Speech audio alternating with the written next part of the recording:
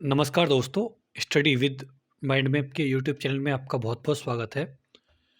तो आज हम डिस्कस करने वाले हैं 20 जनवरी और 21 जनवरी के एसएससी जीडी एग्ज़ाम में जो भी आपके क्वेश्चन पूछे गए हैं, उन सभी क्वेश्चंस को। और इसके अलावा हमने जो भी एनालिसिस किया हुआ है, उसका जो लिंक है आपको डिस्क्रिप्शन में मिल जाएगा, वहाँ से आप उनको देख सकते हो।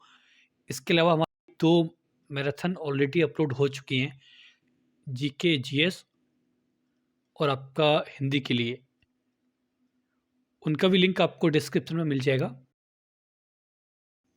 तो वहाँ से आप उन सभी वीडियोज़ को देख सकते हो। और स्टार्ट करते हैं अपना डिस्कशन। तो सबसे पहला क्वेश्चन यहाँ पे पूछा गया था आपसे कि ग्रेट साल्ट झील कहाँ पर है? तो ये है आपकी यूएसए में, और यूएसए में एक आपका स्टेट है उथा, वहाँ पे। और वहीं जब मैं भारत के अंदर जो झील हैं, उनकी बात करता हूँ, तो इसमें सबसे पहली आती है हुसैन सागर लेक, जो कि है आपका हैदराबाद में।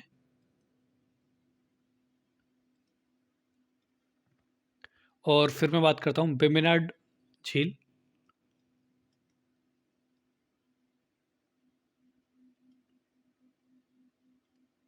जो कि है आपकी केरला के अंदर। और वहीं जब मैं बात करता हूँ रूपकुंड लेक, ये कहाँ पे है? तो ये है आपकी उत्तराखंड के अंदर।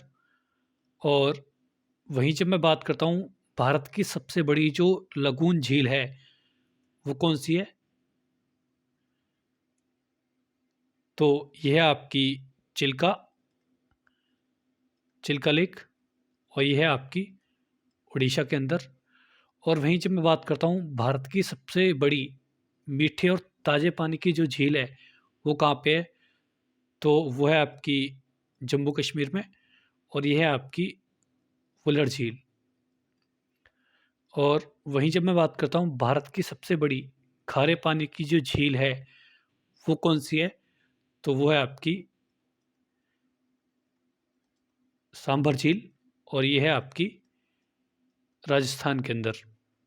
और वहीं जब मैं बात करता हूँ भारत के अंदर सबसे बड़ी मैन मेड जो झील है, वो कौन सी है?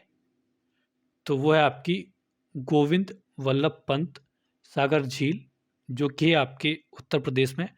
और उत्तर प्रदेश में कहाँ पे? तो ये है आपकी सोनभद्र के अंदर। और दूसरी जो आर्टिफिशियल लेक है, वो कौन सी है? तो वो है आपकी देवार देवार लेक, और ये है आपकी राजस्थान के अंदर। और फिर मैं आपसे पूछता हूँ कि भारत की सबसे अधिक ऊंचाई पर स्थित जो झील है, वो कौन सी है? वो है आपकी चुमालू लेक, और जो कि आपकी सिक्किम में।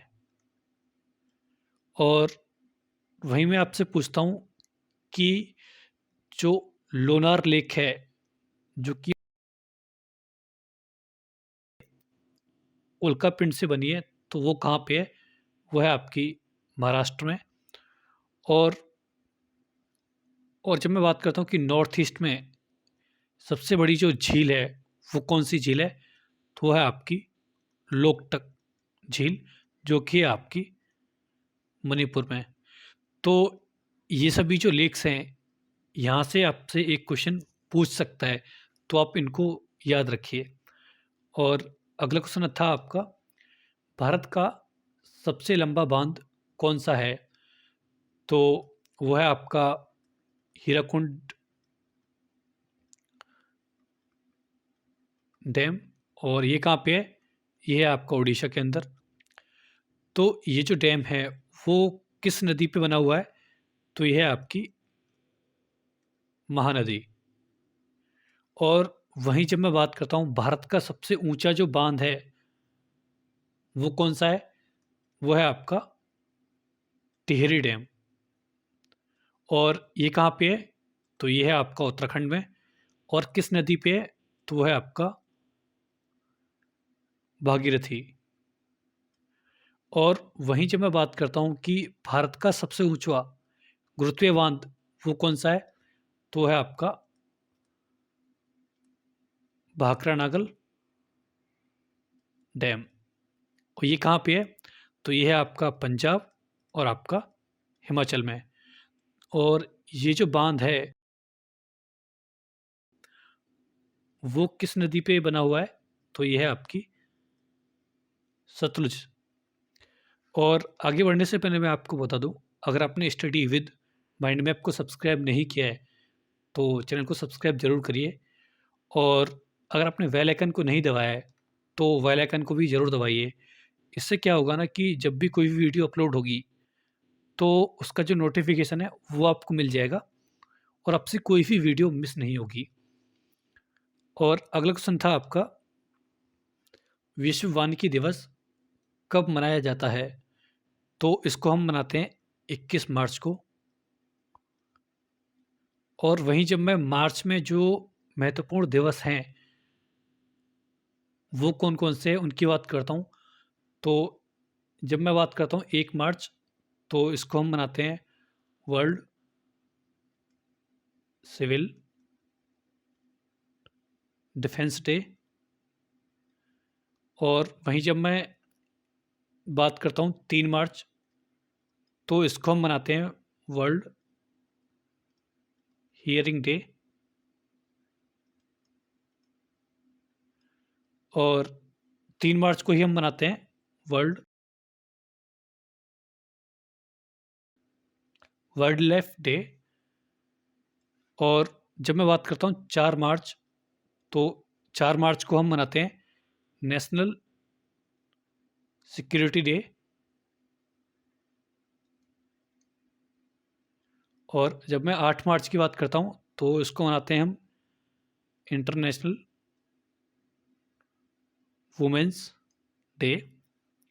और 8 मार्च को ही हम मनाते हैं नो स्मोकिंग डे।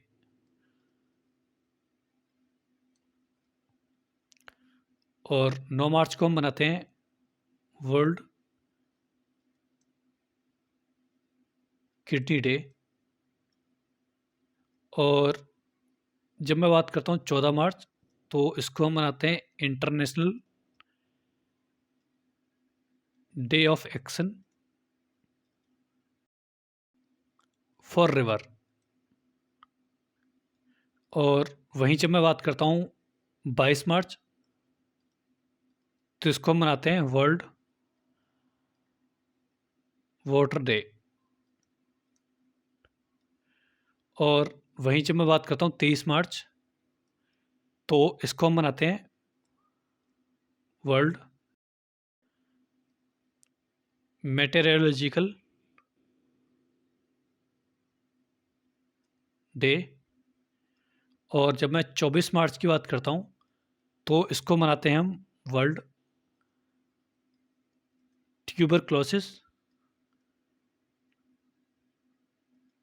यानी टीबी डे।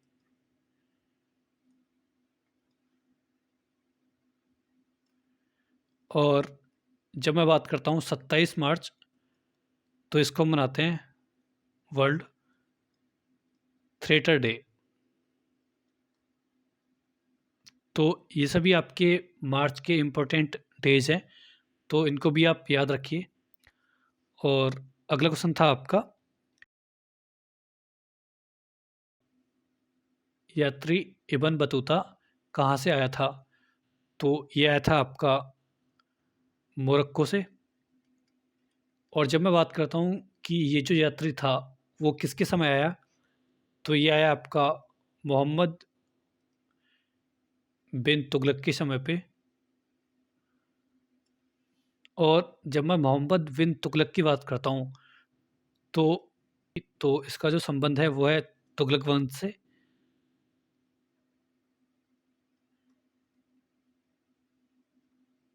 और जो कि था आपका 1320 से लेकर के 1414 तक चला। और अगला क्वेश्चन था आपका, लता मंगेशकर का उपनाम क्या है? तो इनका जो उपनाम है वह है आपका हार्दिकर। और वहीं जब मैं कुछ और इम्पोर्टेंट पर्सनैलिटी हैं उनके उपनाम की बात करता हूँ, तो उसमें है आपके जैसे बीरबल। इनका जो उपनाम था या फिर कहें वास्तविक नाम था, वो था महेशदास। और वहीं जब मैं बात करता हूँ डॉक्टर राजेंद्र प्रसाद, इनका जो उपनाम था वो था अजात शत्रु। और जब बात करते हैं जेपी नारायण, इनको बोला जाता है लोक नायक। और अमीर खुसरो की बात करता हूँ,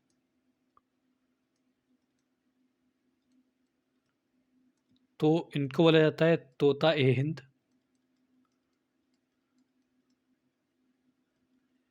और ये सभी आपके उपनाम हैं, इनको भी आप याद रखिए। और अगला क्वेश्चन था आपका, भारतीय संविधान का कौन सा अनुच्छेद संघ की कार्यपालिका शक्तियों से संबंधित है? तो यह है आपका अनुच्छेद 53। और वहीं जब मैं बात करता हूँ अनुच्छेद 52, तो ये बताता है कि राष्ट्रपति का पद।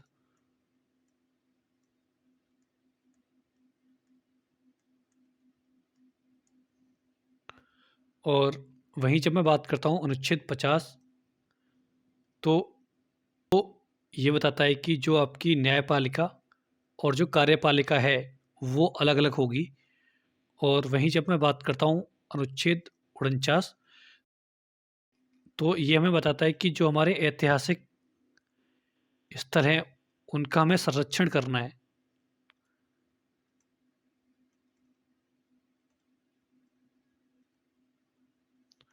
और वहीं जब मैं बात करता हूँ अनुच्छेद 48, तो ये हमें बताता है कि कृषि को हमें संरक्षण देना है।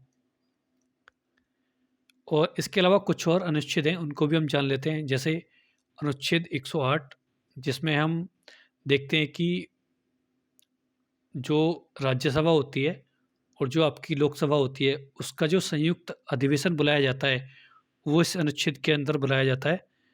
और एक आता है आपका अनुच्छेद 110, इसमें हम बात करते हैं धन विधेयक के बारे में। और जब मैं बात करता हूँ अनुच्छेद 123,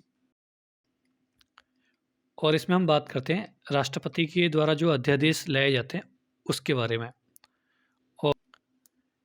और अगला क्वेश्चन आता है आपका, किस उपकरण का प्रयोग वायुमंडलीय दाब को मापने के लिए किया जाता है? तो ये होता है आपका बैरोमीटर। और इसके अलावा कुछ और यंत्र हैं, उनको भी आप जान लीजिए, वो शायद वहाँ से भी आपसे क्वेश्चन पूछ लिया जाए। तो इसमें सबसे पहला आता है आपका फेदोमीटर। इससे हम समुद्र की जो गहराई है उसको नापते हैं। और वहीं जब मैं बात करता हूँ लेक्टोमीटर,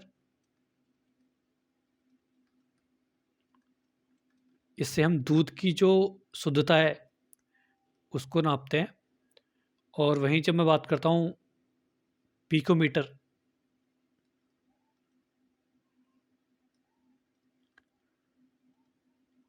इससे हम नापते हैं दूरी के लिए। और जब मैं बात करता हूँ सिस्मोग्राफ, तो इससे हम भूकंप की जो तीव्रता है उसको नापते हैं। तो इन सभी यंत्रों को आप याद रखिए। और अगला क्वेश्चन था आपका, भारतीय संविधान के अंतर्गत अल्पसंख्यकों के हितों का संरक्षण खालिस्तान के अंतर्गत निहित है। तो यह है आपका अनुच्छेद 29। और वहीं जब मैं अनुच्छेद 29 की बात करता हूँ, तो ये आता है आपका भाग 3 में, जो कि हैं आपके मौलिक अधिकार। और इसके लिए जो अनुच्छेद हैं वो कहाँ से कहाँ तक हैं? तो इसमें है आपके 12 से 35 तक। और जैसे मैं बात करता हूँ कि अनुच्छेद 14 से लेकर 18 तक, इसमें आता है आपका समानता का अधिकार।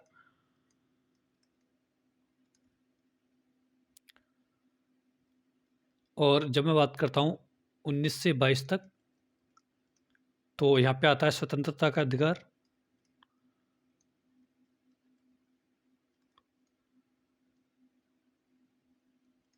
और 23 और 24 में आता है आपका शोषण के विरुद्ध अधिकार।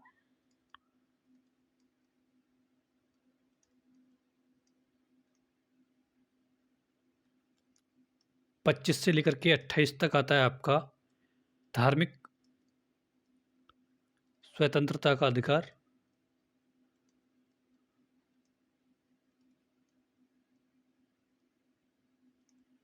और 29 और 30 में आता है आपका शिक्षा एवं संस्कृति का अधिकार।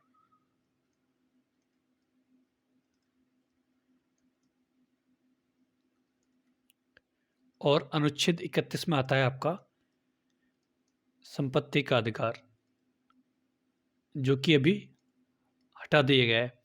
और जब मैं अनुच्छेद 32 की बात करता हूँ, तो इसमें आते हैं आपके संवैधानिक उपचार। और अगला क्वेश्चन था आपका, किस पर्वतमाला को एशिया और यूरोप के बीच की सीमा माना जाता है? तो ये थी आपकी यूराल।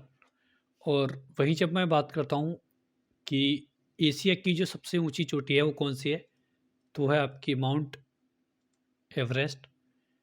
और इसकी जो ऊंचाई है वो कितनी है? 8848.8 मीटर। और जो आपकी माउंट एवरेस्ट है उसको नेपाल में क्या बोला जाता है? तो इसको बोला जाता है आपका सागर माथा। और वहीं जब मैं यूरोप की सबसे ऊंची जो पर्वत है या फिर कहीं पर्वत चोटी है उसका नाम क्या है, तो उसका नाम है आपका माउंट एल्ब्रुस, जो कि है आपका 5542 मीटर ऊंचा। और यह है आपका रसिया में। और अगला क्वेश्चन था आपका, त्रिपुरा के सत्यराम रेयांग प्रसिद्ध खालिस्तान नर्तक हैं जिन्हें 2021 में पद्मश्री पुरस्कार से सम्मानित किया गया था। तो ये हैं आपके भोजगिरी नर्तक।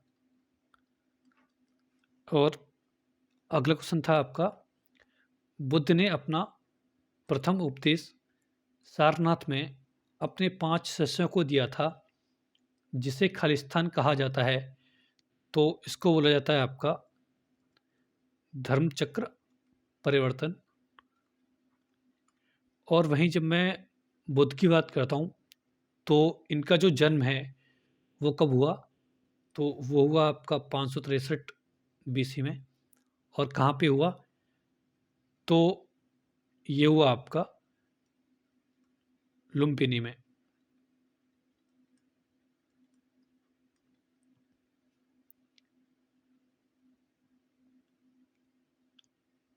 और वहीं जब मैं मृत्यु की बात करता हूँ, तो इनकी मृत्यु हुई 483 BC में। और ये कहाँ पे हुई? ये हुई आपकी कुशीनगर में। और वहीं जब मैं बात करता हूँ कि जो इनकी मृत्यु की जो प्रक्रिया थी उसको क्या बोला जाता है, तो उसको बोला जाता है आपका महापरिनिर्वाण। महापरिनिर्वाण। और वहीं जब मैं इनके गृह त्याग की जो घटना है उसको हम क्या बोलते हैं, तो उसको बोलते हैं हम महाभिनिष्क्रमण।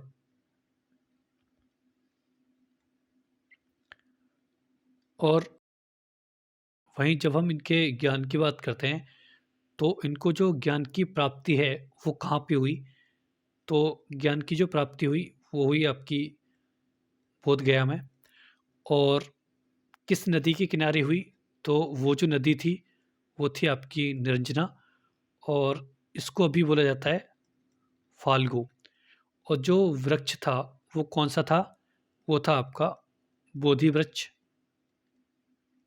और जिसको बोलते हैं पीपल।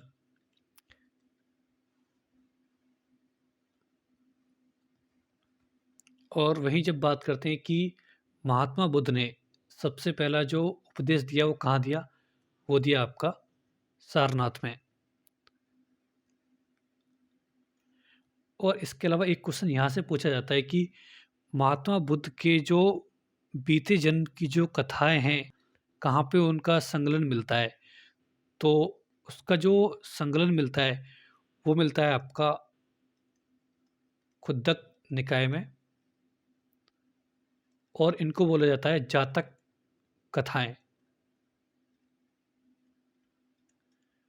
तो ये सभी चीज़ें आपको याद रखनी है, एग्जाम के प्रोस्पेक्ट से बहुत ही ज़्यादा महत्वपूर्ण है।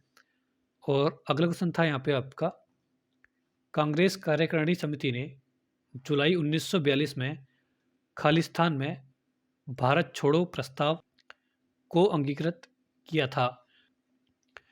तो ये जो प्रस्ताव है वो कहाँ पे अंगीकृत किया गया? तो ये किया गया आपका महाराष्ट्र में। महाराष्ट्र में कहाँ पे? वो था आपका वर्धा के अंदर। और इसके अलावा कुछ और आंदोलन हैं, उनको भी हम याद कर लेते हैं। जैसे आपका एक आंदोलन हुआ 1905 में, और ये था आपका स्वदेशी आंदोलन। और 1905 में ही आपका होता है बंगाल विभाजन। और जब मैं बात करता हूँ 1914, तो यहाँ पे होता है आपका गदर मूवमेंट। फिर जब मैं बात करता हूँ 1916, तो यहाँ पे होती है होम रूल लीग मूवमेंट की स्थापना, जो कि बाल गंगाधर तिलक ने लॉन्च किया एनी बेसेंट के साथ। और वहीं जब मैं बात करता हूँ 1917, तो यहाँ पे होता है आपका चंपारण सत्याग्रह।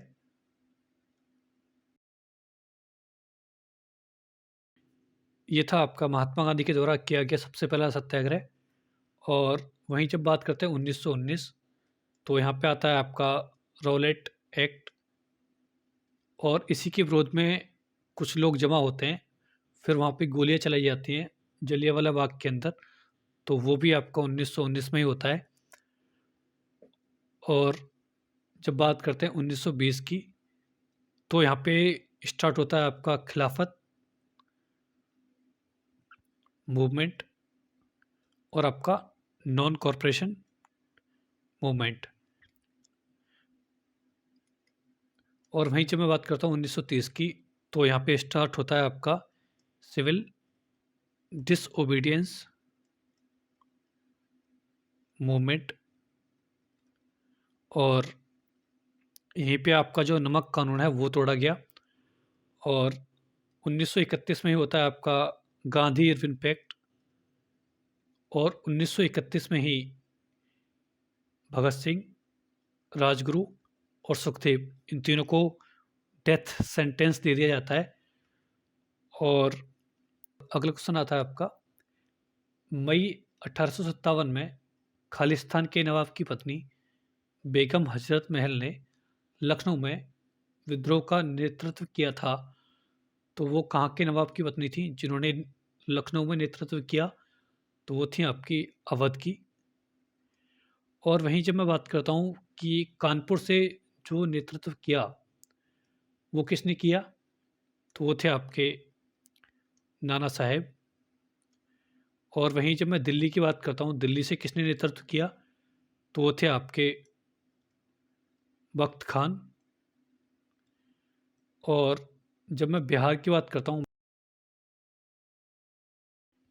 बिहार से इसका जो नेतृत्व है वो किसने किया? तो वो थे आपके कुंवर सिंह। और जब मैं झांसी की बात करता हूँ, तो यहाँ से नेतृत्व किया आपका रानी लक्ष्मीबाई ने। और वहीं जब मैं फैजाबाद की बात करता हूँ, यहाँ से नेतृत्व किया मौलवी अहमदुल्ला। तो ये सभी आपको याद रखने हैं। और अगला क्वेश्चन था आपका, राज्य के नीति निर्देशक तत्व का खालिस्तान अंतर्राष्ट्रीय शांति और सुरक्षा की अभिवृद्धि से संबंधित है। तो इसके लिए जो अनुच्छेद है वो कौन-सा है? इसको हम पीछे भी डिस्कस कर चुके हैं। वो था आपका अनुच्छेद 51। और वहीं जब मैं बात करता हूँ, ये जो अनुच्छेद है वो किसके अंदर आता है? तो ये आता है आपका भाग 4। और जो इसमें अनुच्छेद आते हैं, वो आते हैं 36 से लेकर के 51 तक के। और इसके अलावा कुछ और महत्वपूर्ण अनुच्छेद हैं, उनको भी हम जान लेते हैं। जैसे आपका एक अनुच्छेद है अनुच्छेद 40, और ये बताता है आपका ग्राम पंचायतों का गठन। और वहीं जब मैं बात करता हूँ अनुच्छेद 44, ये बताता है नागरिकों के लिए एक समान सिविल संहिता, या फिर कहें समान नागरिक संहिता। और जब मैं बात करता हूँ अनुच्छेद 45, तो ये बताता है कि 6 वर्ष से कम के जो बच्चे हैं, उनके लिए निःशुल्क जो शिक्षा है, उसका प्रबंध होना चाहिए। और जो अनुच्छेद आपका 50 है, वो आपकी कार्यपालिका और आपकी जो न्यायपालिका है, उसको अलग रखने की बात करता है। और अगला क्वेश्चन आता है आपका, किस मौर्य सम्राट ने लगभग 272 या 268 से 231 ईसा पूर्व के अपने शासनकाल के दौरान शिलाओं और स्तंभों पर अपने लेख उत्कीर्ण करवाए थे? तो ये कौन थे? तो ये थे आपके अशोक। अशोक का जो संबंध है, वो किस साम्राज्य से है? तो इनका जो संबंध है, वो है आपका मौर्य साम्राज्य से। और इसकी जो स्थापना है वो किसने की? तो ये की आपकी चंद्रगुप्त मौर्य ने। और इसकी जो स्थापना वो कब हुई? तो इसकी स्थापना हुई 322 बीसी में। और इसके जो अंतिम राजा थे वो कौन थे? वो थे आपके बृहद्रथ। वहीं अगर आपसे मैं पूछता हूँ कि मौर्य साम्राज्य के अंदर सबसे अधिक समय तक शासन किसने किया? तो वो किया आपका अशोक ने, जो कि किया लगभग 37 वर्ष। और वहीं मैं आपसे पूछता हूँ कि सबसे कम शासन इस साम्राज्य में किसने किया? वो किया आपका बृहद्रथ ने, लगभग 2 वर्ष। और जब मैं मगध की बात करता हूँ, तो इसकी जो राजधानी थी वो कौन सी थी? तो वो थी आपकी पाटलिपुत्र। और यहाँ पे जो मुद्राएं थी उसको क्या बोला जाता था? उसको बोलते थे पाण। ये सभी चीज़ें आपको याद रखनी है। और अगला क्वेश्चन था आपका, कर्नाटक, तेलंगाना और आंध्र प्रदेश में गुड़ी पड़वा त्योहार को किस अन्य नाम से जाना जाता है? तो वो है आपका युगादि या फिर उगादि। और वहीं जब मैं बात करता हूँ कर्नाटक के जो त्योहार हैं वो कौन कौन से हैं, तो वो है आपके मैशू और आपका उगादि। और वहीं जब मैं बात करता हूँ आंध्र प्रदेश, तो इसमें आते हैं आपके दशहरा, उगादि, दक्कन फेस्टिवल और आपका ब्रह्मोत्सव। और वहीं जब मैं तेलंगाना की बात करता हूँ, तो इसके जो महत्वपूर्ण त्यौहार हैं वो है आपके बोनालू और आपके बतुकम्मा। ये सभी इसके महत्वपूर्ण त्यौहार हैं। और अगला क्वेश्चन था आपका, निम्न में से कौन सा नदी बेसिन विश्व का सर्वाधिक आबादी वाला नदी बेसिन है? तो ये जो बेसिन है वो है आपका गंगा का। और वहीं जब मैं गंगा की बात करता हूँ, तो ये निकलती है आपके उत्तराखंड से। उत्तराखंड में कहाँ से? उत्तरकाशी। उत्तरकाशी में कहाँ से? गौमुख। और ये कहाँ पे जाके गिरती है? तो ये गिरती है आपकी बे ऑफ बंगाल में जाकर के। और वहीं जब मैं बात करता हूँ कि जो गंगा नदी है वो कितने राज्यों से होकर के बहती है, तो ये 5 राज्यों से होकर के बहती है। इसमें है आपके उत्तराखंड जहाँ से इसका उद्गम होता है, फिर आपका उत्तर प्रदेश, फिर आपका बिहार, फिर आपका झारखंड, फिर आपका पश्चिम बंगाल, और फिर ये बांग्लादेश में प्रवेश करती है और पद्मा के नाम से जानी जाती है। फिर ये बे ऑफ बंगाल में जाकर के गिर जाती है।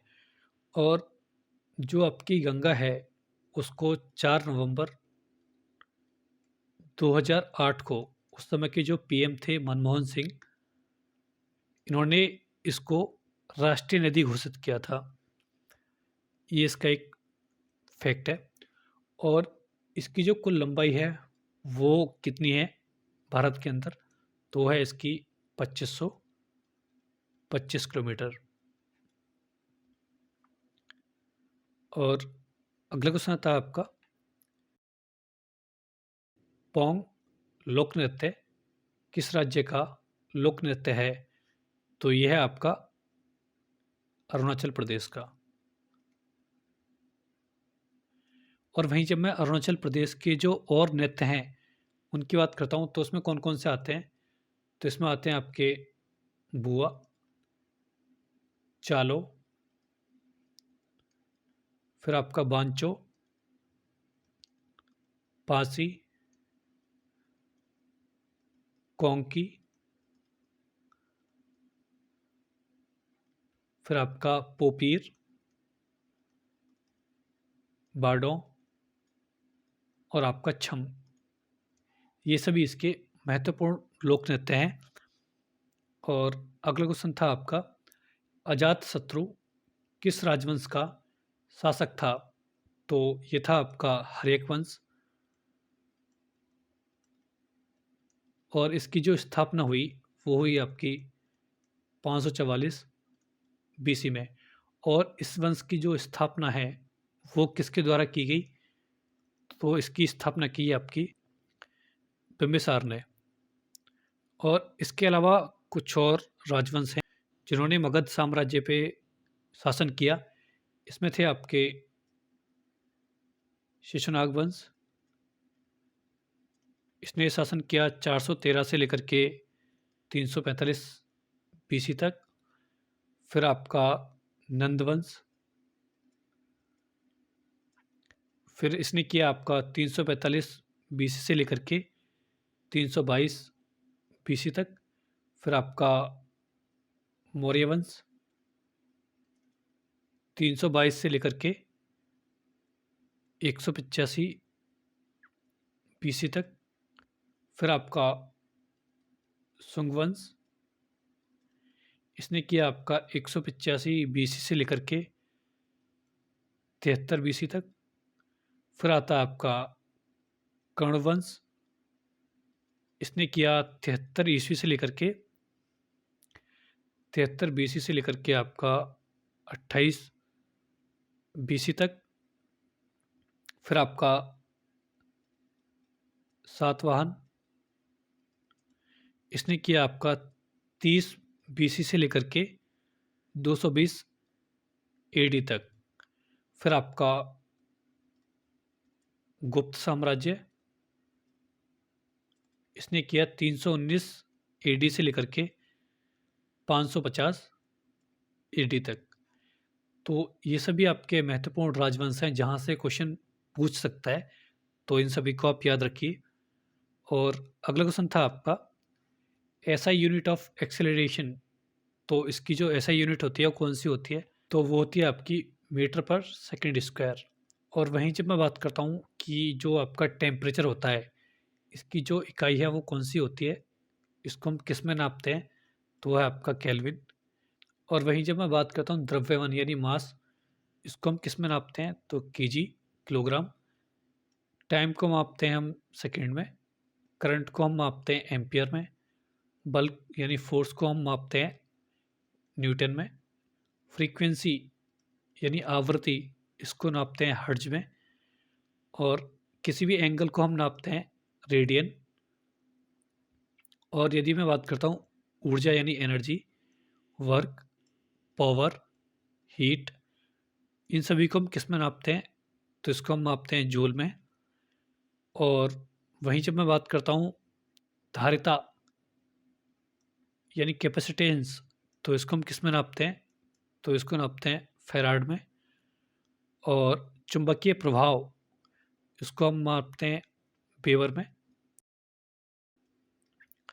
और वहीं जब मैं बात करता हूँ चुंबकीय प्रभाव का घनत्व, इसको हम किस में नापते हैं, तो इसको मापते हैं हम टेस्ला में। और इंडक्टेंस यानी प्रेरक तत्व को हम जो नापते हैं किस में नापते हैं, तो हेनरी में। तो ये सभी आपकी ऐसा यूनिट हैं और इसको आप यहाँ पे देख सकते हो, इन सभी को आप याद रखिए। और अगला क्वेश्चन था आपका, भारत का पहला पेपरलेस बजट कब पेश किया गया था, तो ये पेश किया गया आपका 2021 में। और किसके द्वारा इसको पेश किया गया, तो हमारे देश की जो फाइनेंस मिनिस्टर हैं उनके द्वारा। वो कौन है, वो है आपकी निर्मला सीतारमन। और इसके अलावा कुछ और जो मिनिस्टर हैं उनको भी जान लेते हैं। जैसे मैं बात करता हूँ हमारे जो होम मिनिस्टर है वो कौन है, वो है आपके अमित शाह। और वहीं जब मैं बात करता हूँ डिफेंस मिनिस्टर कौन है, वो है आपके राजनाथ सिंह। और वहीं जब मैं बात करता हूँ हेल्थ मिनिस्टर हमारे कौन है, तो वहाँ आपके मनसुख मांडविया। वहीं मैं आपसे पूछता हूँ कि जो हमारे रेलवे मिनिस्टर हैं वो कौन है, वो है आपके अश्वनी वैष्णव। और वहीं मैं आपसे पूछता हूँ कि हमारे जो मिनिस्टर ऑफ स्पोर्ट्स वो कौन है, तो आपके अनुराग सिंह ठाकुर। अगर आपसे पूछता हूँ कि ministry of road and highway, वो है आपके नितिन गडकरी। तो ये सभी जो मिनिस्टर हैं वो आपको याद होने चाहिए।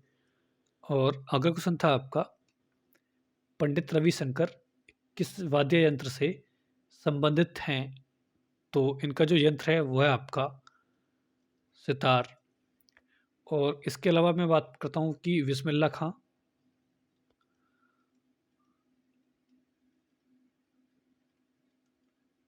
इनका जो यंत्र है वो कौन सा है, तो इनका यंत्र है शहनाई।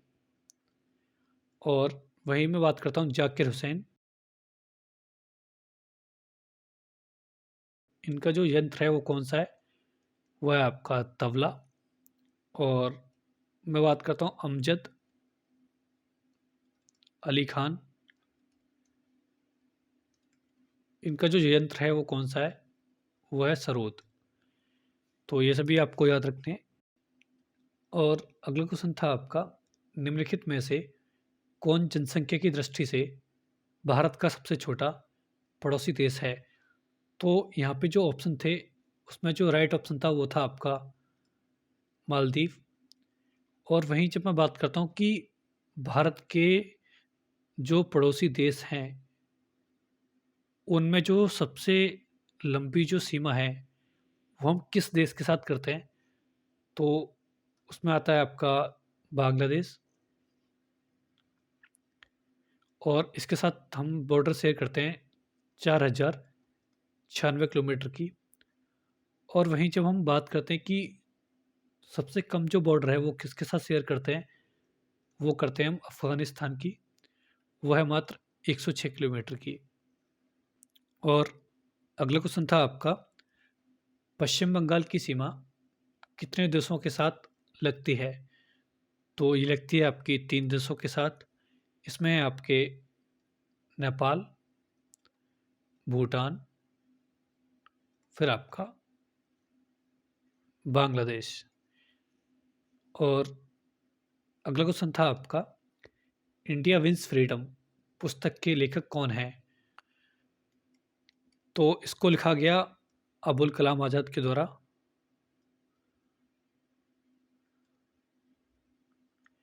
और इन्होंने कुछ और बुक्स लिखी जैसे अल हिलाल, फिर आपका गुबरे खातिर, ये सभी इनकी बुक्स और पत्रिकाएं हैं। तो ये था हमारा आज का डिस्कशन। अगर आपको वीडियो पसंद आया है तो वीडियो को लाइक करिए और चैनल को सब्सक्राइब ज़रूर करिए, क्योंकि इस तरह की जो वीडियो हैं वो मैं आपके लिए लाता रहूँगा। और वीडियो को ज़्यादा से ज़्यादा शेयर भी करिए। मिलता हूँ आपको नेक्स्ट वीडियो में। धन्यवाद।